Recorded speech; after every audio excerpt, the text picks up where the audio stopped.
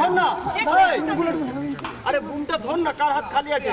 তুলিকা, ভাই তুলিকা, তুলিকা বুমটা ধরো। তোমারটা নিয়ে নেবো।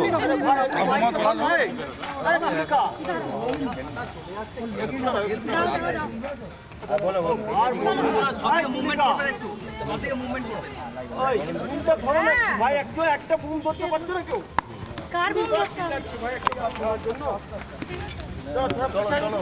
आपका कैमरा पीछे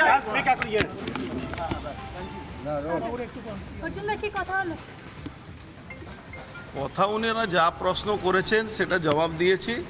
একই প্রশ্ন ঘুরিয়ে ফিরিয়ে, পৌরসভা এই সই আপনার আছে কি না, ওই সই আপনার আছে কি না।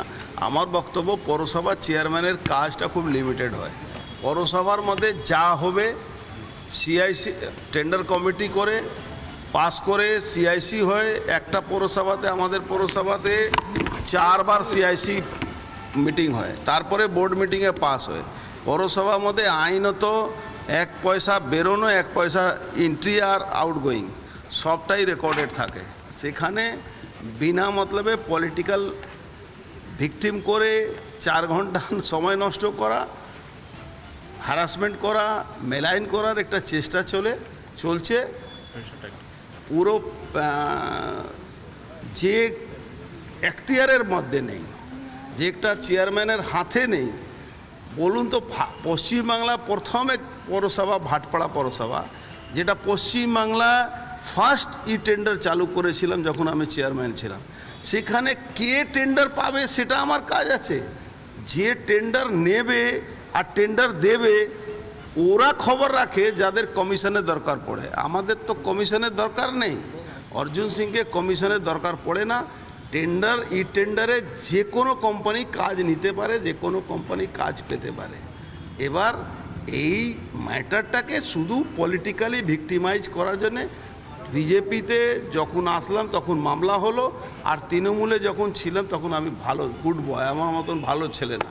তো দেখেছেন মমতা ব্যানার্জি বক্তব্য, অর্জুন খুব ভালো ছেলে, এখন অর্জুন খুব খারাপ ছেলে। ওতে কোনো অসুবিধা নেই। আমি খারাপ ভালো সেটা মানুষ ঠিক করে।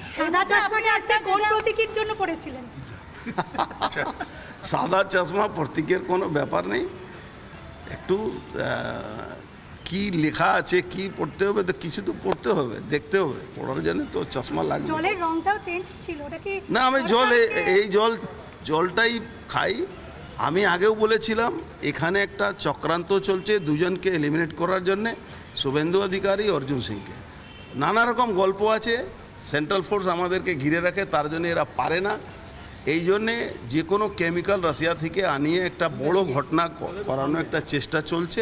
সেই জন্য আমি প্রিকশনারি এটা আপনাদেরকে জানিয়ে গেছিলাম, 6 মাসের মধ্যে যদি মাল্টি অর্গান ফেলিওরে আমি মরে যাই, তার মানে পুরোপুরি এই সরকার দায়ী। রাসায়নিক স্প্রে আপনি বলছিলেন যে কোনো মুহূর্তে আপনাকে বা শুভেন্দু অধিকারীর উপরে স্প্রে করা হতে পারে, কারা করতে পারে বলে এটা? এজেন্সি ছাড়া কেউ করে না তো। এজেন্সি করে, স্টেট এজেন্সি করবে, আর কে করবে? স্টেট এজেন্সি ছাড়া কে করবে? তার নেপথ্যে কে রয়েছে? মানে কেউ তো নেপথ্যে নিশ্চয়ই যারা স্টেটকে চালাচ্ছে তারা থাকবে।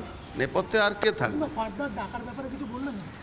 ডাকলে আবার কোর্টের অর্ডারে আসবো।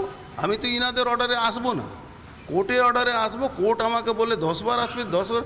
আমরা কোর্টকে সম্মান করি। আমরা জানি পশ্চিমবাংলা এখন বেঁচে আছে কোর্টের উপরে, নাহলে কবে পশ্চিমবাংলা থেকে মানুষকে চলে যেতে হতো। আজকে একজন মহিলাকে রেপ করা হচ্ছে, তাকে বাঁচাবার জন্যে, সে যারা রেপিস্ট আছে তাকে বাঁচাবার জন্য গভর্নমেন্ট উঠে পড়ে লেগেছে। এটাই তো দেখছি। কিন্তু আপনি যে আশঙ্কা প্রকাশ করছেন, যেটা বলছেন যে রাসায়নিক স্প্রে, এ ব্যাপারে কি কোনো রকম কোনো পদক্ষেপ নেওয়া হবে? দেখুন, আমি তো এরপরে মেডিকেল টেস্ট করাবো কি কোনো এরকম আমার সঙ্গে হয়েছে কিনা, ওই চেয়ারে রাখা ছিল কিনা।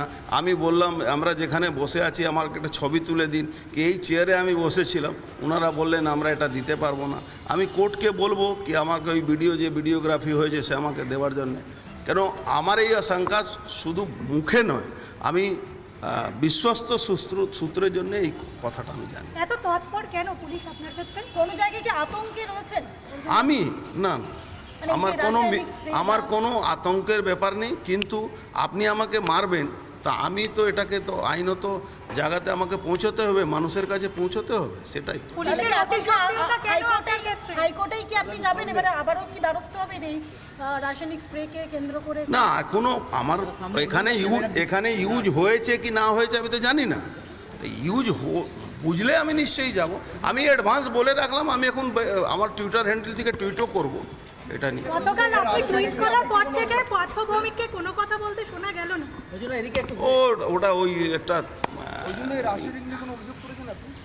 না, এদেরকে অভিযোগ করিনি, আমি তো মিডিয়াকে বললাম এবার টুইট করব কি আমার সন্দেহ আছে, এরকম সন্দেহ আমার কাছে খবর আছে, তার জন্য আমাকে একটা আবার যাব গিয়ে আমি একটা মেডিকেল টেস্টও আমাকে করাতে হবে।